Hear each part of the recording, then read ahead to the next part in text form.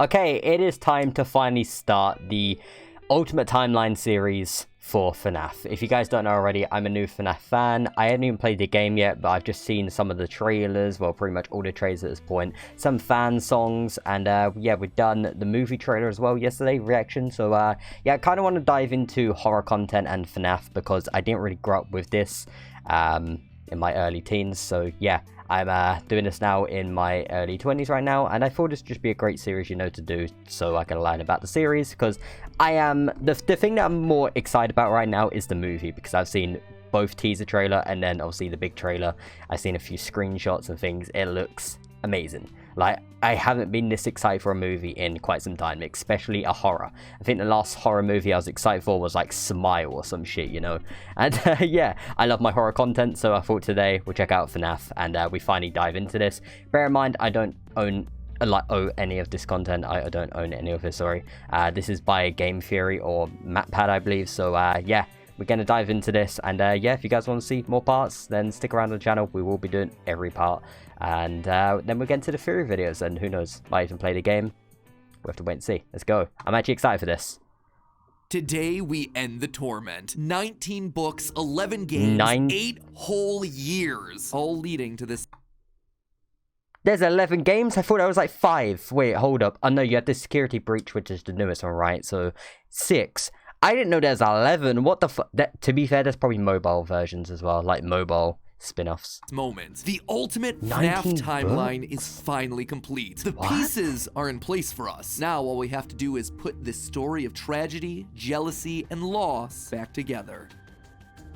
Okay. Hello, Internet. Welcome to Game Theory. The show that feels like I used to watch revealing the class project that he's been all the working time, on but not all his FNAF year. videos. Except here, it's the class project that I've been working on for the past decade of my life. This one is big, my friend. Bro, that was over like 70 videos there, right? Or 60 timeline video on this franchise since 2018. Back in the days when Mike was the crying child, Afton coming back was actually a surprise, purple guy. and I remember seeing that guy everywhere back in the day. Have to utter. But since the last time I did something like this, we've had 3 more massive games, the death and revival of the FNAF movie, and more robot kids that you can shake a staff bot at. It is exhausting trying to keep track of this whole franchise. And this is why I'm doing this video, to understand what the fuck is going on, bro. At this point, it is complicated. It is complicated, very. It's not.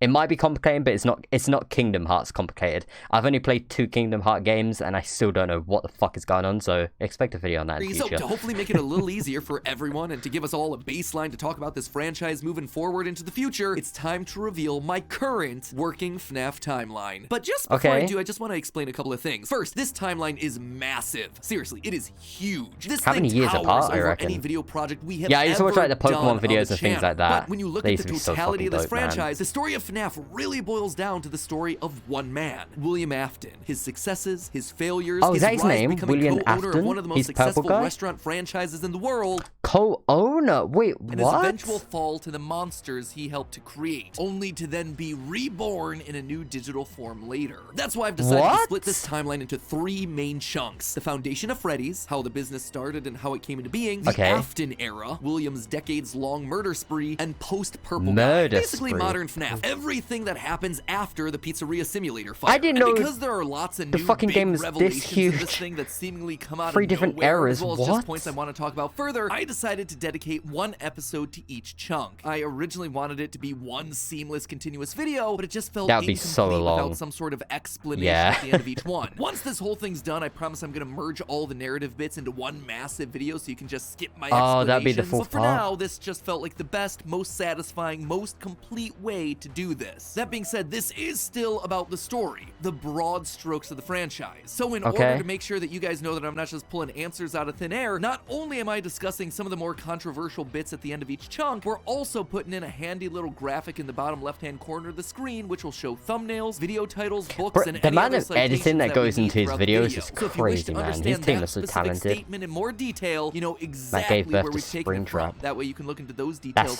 for yourself. So sit back, grab some popcorn or your pitchforks if you're the type to get upset when I say something controversial, and make sure that you subscribe, since this is going to be a video that you're going to want to come back to a few times in order to fully dissect. Without any more waiting, 100%. I present to you the story of a loving obsession. Okay, I just want to quickly say, before we get into this, right, I know there's going to be a lot of people like, oh, how are you not picking on this? I just want to quickly say, like, this is my first time ever diving into the lore of FNAF. I said before, all I know is, was that the Bite of 87? Because Markiplier meme, right? Purple Guy, then there's like Bonnie, Chica, Freddy, and Foxy, and so on.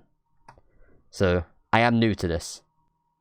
A father who slowly descended into madness, and along the way, this is that William Afton, right? Life. Damn.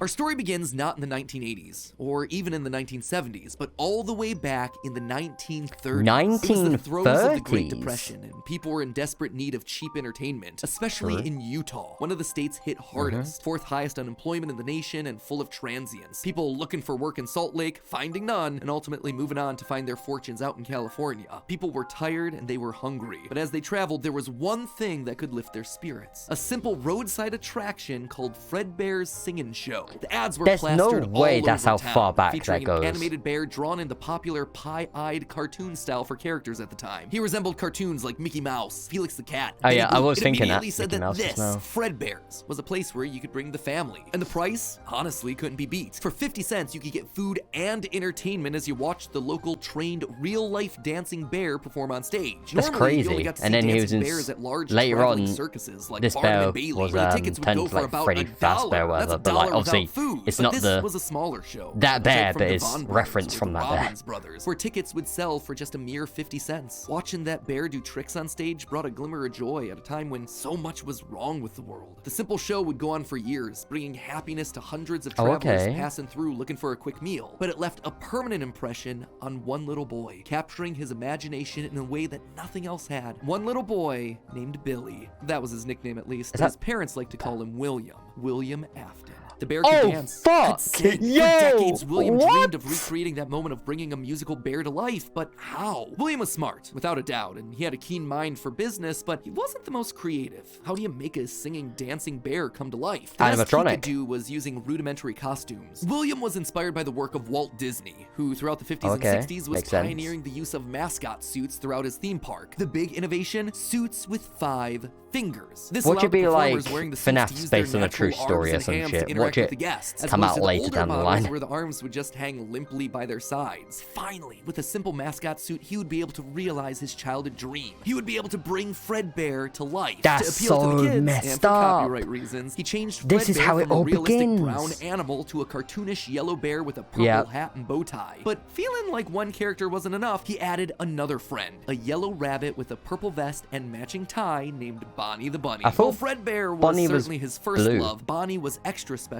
because that was his. It was an original character that he had created from scratch. And I do mean scratch. William's hand-sewn costumes were rough with seams and stitches visibly showing, that is but so it was the best cursed. they could do. And you know what? It was just enough. Bonnie and Fredbear would perform on stage to small but enthusiastic crowds. Finally, he was able to deliver fantasy and fun to all the kids, delighting and inspiring them in the exact way that he had been delighted and inspired so many years ago. And things could have ended there. That could have been the end to his story. It could have been perfect had it not been for one thing. Other people saw the success of his idea and they wanted in. Enter Chica's Party World, a rival restaurant starring performing animal characters. His idea, except they did it better. William may have been the first, but obviously he wasn't the best. It hurt the prideful William Afton to admit it, but this restaurant was able to do the thing that he always wanted to do. Make the animals actually come to life. Oh, that's crazy. In this restaurant were robots. Simple so instead of just having the suits, he actually wanted packs, but all of them able to freely turn and talk and dance on their own. So he must have took the idea of this. It was like magic. Magic that came from the mind of a brilliant creator named Henry Emily. This Henry in some small way, had been able to harness the power of life itself. Afton admired him. He was jealous, to be sure, but he also looked upon this man with awe. Off to one side of Chica's Party World was a small cabaret stage featuring an elephant magician. On the other, a hippo known to ramble on and on. That one was more of a joke for the parents, but it was the main stage that was for the kids. A rocking band of characters featuring a yellow chicken thing with a southern drawl named Chica, backed by a band of other country-themed characters, including a pig with a banjo, an upbeat frog from the local swimming hole, and a brown bear with a heavy southern accent. That's Freddy, right? Bear? But bears were his animals. Why not a cow or a horse? Something to fit the country theme a bit better. Why did it have to be a bear? And adding insult to injury, they had the nerve to call this this thing, Ned Bear, a direct copy of his own Fredbear. Bro, that's gonna leave a mark. Bro's gonna get sued for that shit. Jealous admiration turned to hardened bitterness. A bitterness that would only grow over the next couple of years as families continued to choose Chica's party world over Fredbears. William just couldn't compete with the appeal of the robots. Eventually, his restaurant would go bankrupt, only to get bailed out by, of course, Henry Emily. Another insult, another humiliation that William wouldn't soon forget.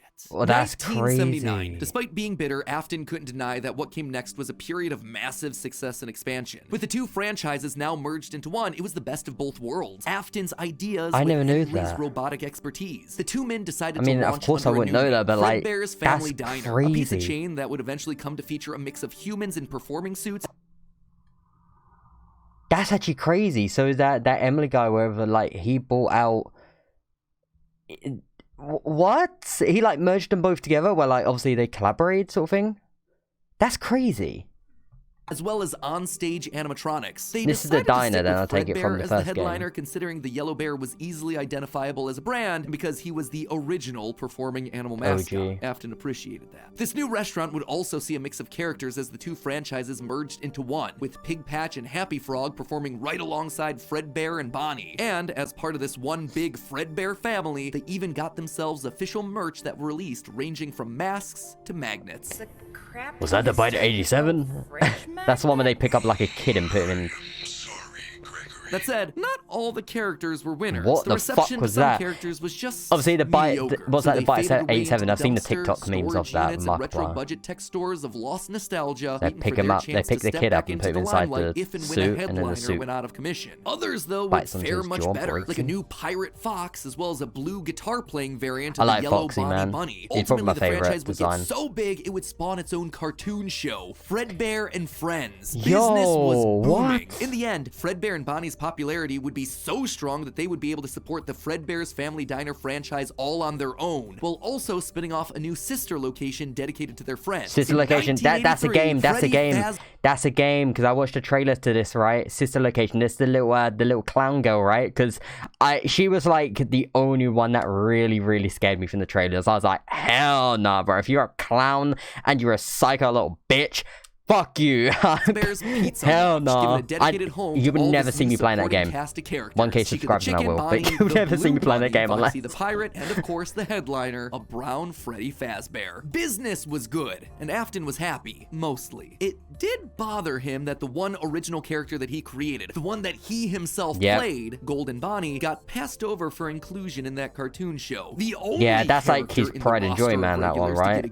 That's his OC. But other than that, things were going smoothly. He had himself a wife, 2 sons, a daughter. He had a thriving business. And best of all, he was able to learn the craft of robotics from the man that he both loved and hated, Henry. I'm calling it now. His son's going to be the one that gets killed by Freddy. Gets like crushed by Freddy, isn't it? Characters introduced into the roster would be given a simple hand-sewn suit with 5 fingers that any performer could wear. Eventually, Henry would design one of his signature animatronics for that character, utilizing a divided mouth with either a hinged or sliding jaw design. This was the first generation of animatronics. First generation.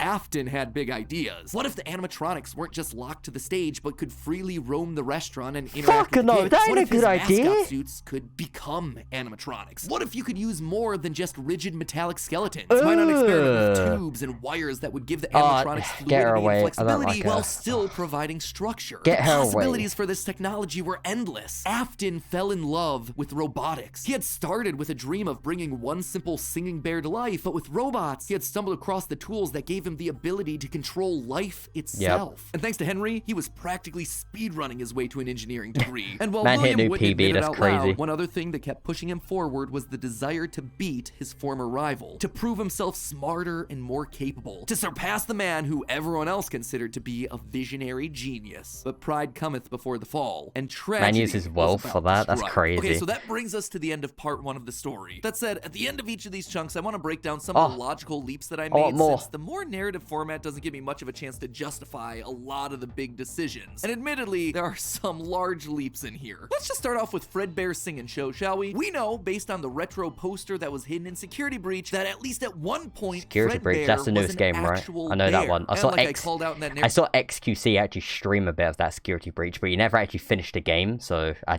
don't know how that game ends. Segment, dancing you bear get chased by like the crocodile and people. Of entertainment. The Fuck only that game. problem is that scary. timing-wise, Too scary none for of our me. main characters would be the people in charge of that business in the 30s and a series of pizza restaurants in the 80s without them just being extremely old. Best case scenario, if Afton's running the singing show when he's 18, that still puts him at nearly 70 when the first pizzeria opens and his murder spree begins. That just doesn't make a lot of logical sense because he doesn't become immortal until his first death in Springtrap. That's why I suspect that Fredbear's singing show was either a family business that Afton then carried on to a new generation, or something that he saw as a kid and just wanted to recreate when he grew up. The Fredbear singing show thing also starts laying the groundwork for some of the one core plot hole of the story, that Freddy's was a place of fantasy and fun, they and messed that up Afton, on despite in the eventually story. I don't know. to become the heartless serial killer and mad scientist that we know him as, began as someone with good intentions and a love of entertaining kids. He wanted to bring things to life from the very beginning, a theme that recurs a lot for him throughout the rest of the franchise. Next up, let's talk about those mascot costumes. I want to know more about these mascots. Of Glitch Trap. It's a handcrafted Glitch suit. Trap. What? I like that name. It even has 5 fingers for the performer's hands. It is very much not a Springtrap suit. This is something much more Springtrap's like, it came at a time before animatronics it's in his name. It's got springs and shit, right? It's like a piston shit, you know. Literally everything. It's in the name. Also a suit that is very personal to Afton. He put his digital consciousness in that form. It's his personal avatar. It's the way that he sees himself. There's also a whole separate discussion to be had here about the habits and rituals of serial killers. So the fact that he's choosing to lure kids and kill them in this particular suit actually says a lot about his emotional attachment to it. So while Fredbear seems to have started as someone else's creation, Golden Bonnie was uniquely Williams, giving him a personal connection. And that's not all. In this whole franchise, only one set of characters have themselves 5 fingers, the Nightmares. Even Golden Freddy, Fredbear was a 5-fingered wearable suit at one point in the story, as we see in this shot from the graphic novel, before he, like everyone else, was turned into an animatronic. This seems to imply that all of the main characters had similar wearable mascot outfits at least at one point in time, and that whoever is having the FNAF 4 nightmares, if they even are nightmares, FNAF 4 nightmares, saw those mascot that's crazy. Specifically. Lastly, we have to talk about the elephant in the room, the literal elephant, Orville Elephant, as well as I don't recognize him. Mediocre Melodies. For a while now, I've suspected that the Mediocre Melodies played a much more Right. You see the person bottom left, right? The green one. That is definitely in security breach. I recognize getting chased by that crocodile. I recognize that any day.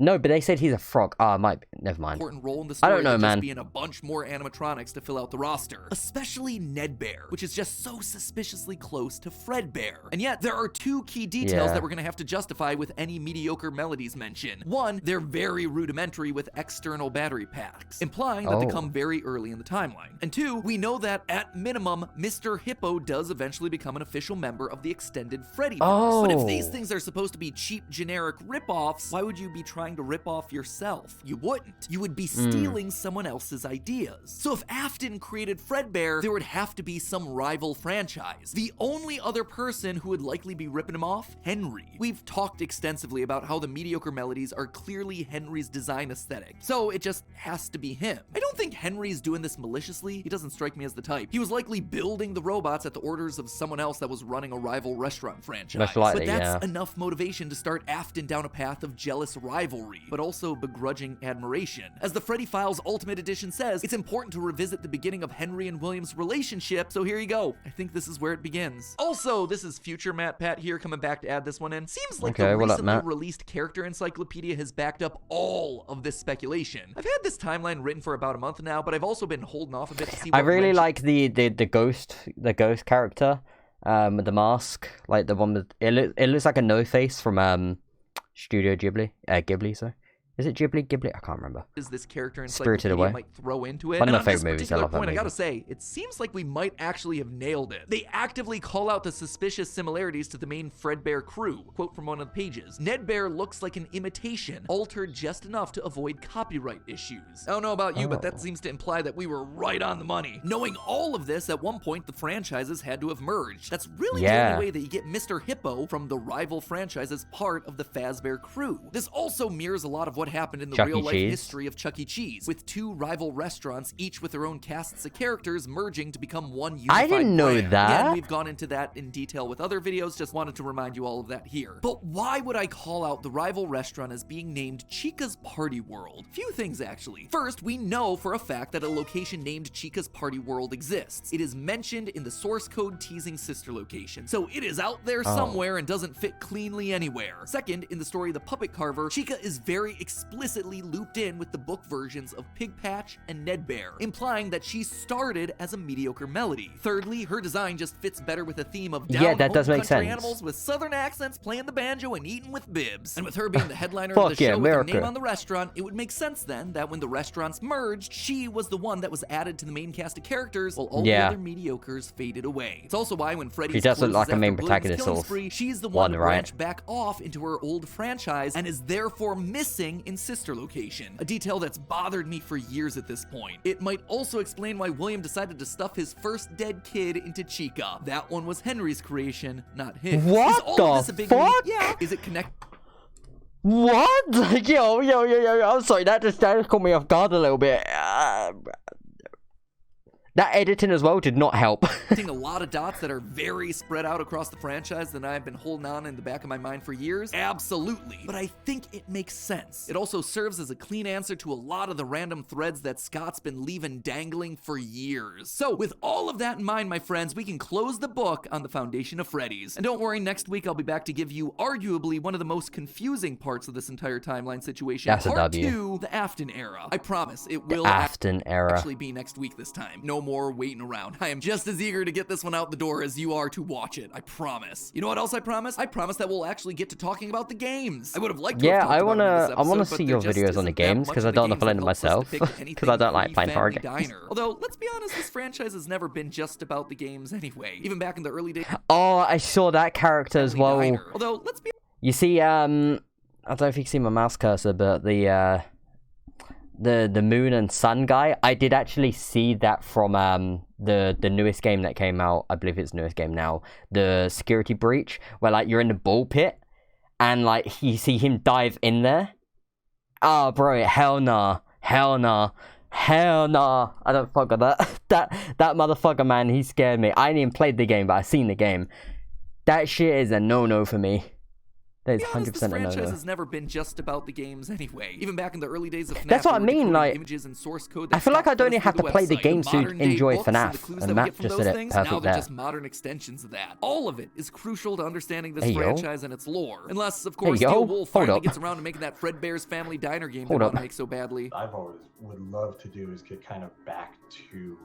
I have no clue if we'll ever be able to do this, but getting back to kind of like the origin of like Fazbear Entertainment, or that would be dope. Freddy Fazbear. But in the meantime, how would you do that though? Cryptic game. I hope that this start to the timeline helps to fill in some of those gaps. I'm excited to share part 2 with you next week. Oh, that's a good video. That's a really good video. Make sure you do it now so you're notified when that part drops. I cannot wait to see your thoughts down in the comments below. And as always, I remind you, it's all just a theory. A game theory. Thanks for watching. Tried my best. Fuck. Well, that was a huge fucking dub for me, man, because I learned a lot in that video. Oh god, I feel like I learned like the whole origin story, honestly, but at the same time, we still haven't learned about all the kids going inside, their souls getting trapped inside the animatronics and things like that, right? Little things that I do know already, so that'll be really interesting to see who the kids were and what, honestly. But one thing I do find really interesting right now is on screen is a food theory, the disturbing law of Chuck E. Cheese. Bro, are we going in the real life era right now? Because let me tell you now, I'm diving through this rabbit hole. I've really just opened up this rabbit hole, and we're going to be diving even deeper soon. So yeah, I will be covering a lot of FNAF videos, like a lot. Again, I don't know if I'm going to be playing them, just because I'm going to keep it real, I'm a pussy. I like watching horror things, but I don't like playing them. I have a really big fear of that, actually. Yeah, blame Until Dawn. Believe it or not, the Wendigos and that fucked me up, man. That one time you got to run and it changed and shit. Never again. But yeah, hope you enjoyed. Part 2 will be out probably next few days, so I'll see you soon. Take care. Bye-bye.